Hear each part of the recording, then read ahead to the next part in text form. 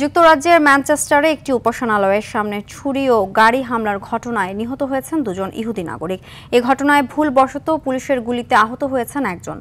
তবে নিহতদের একজনও গুলিবিদ্ধ হয়েছেন বলে জানিয়েছে পুলিশ। মর্মান্তিক এই ঘটনায় ইংল্যান্ড জুড়ে ক্ষোভ ছড়িয়ে পড়েছে। বিস্তারিত আরাফাত ইয়াসারের রিপোর্টে।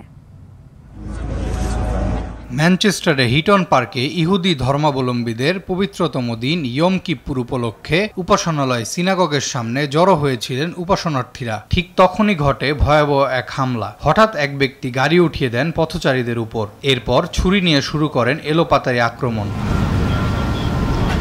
এ সময় নিহত হন দুজন ইহুদি ধর্মাবলম্বী। এদিকে পরিস্থিতি নিয়ন্ত্রণে ঘটনাস্থলে পৌঁছায় পুলিশ। হামলাকারীর শরীরে বিস্ফোরক বেল্ট আছে ভেবে গুলি ছোড়ে তারা। সেই গুলি গিয়ে একাধিক মানুষের শরীরে লাগে। এতে আহত হন আরও একজন। গ্রেটার ম্যানচেস্টার পুলিশের প্রধান জানান, অফিসারদের দ্রুত সিদ্ধান্ত নেওয়ার সময় এই দুঃখজনক এবং অনিচ্ছাকৃত ঘটনা ঘটে। এদিকে হামলার পরপরই ইহুদিদের নিরাপত্তা নিশ্চিত করতে বাড়ানো হয়েছে নজরদারি। ইহুদি বিদ্বেষ মোকাবেলায় প্রচেষ্টা দ্বিগুণের অঙ্গীকার জানিয়েছে ব্রিটিশ সরকার। ইতোমধ্যে প্রধানমন্ত্রী কিয়ার স্টারমার ঘটনাস্থল পরিদর্শন করে জরুরি সেবায় নিয়োজিত পুলিশ ও অ্যাম্বুলেন্স কর্মীদের প্রশংসা করেন।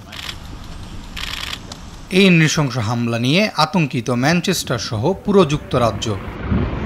আরাফাত ইয়াসার, RTV।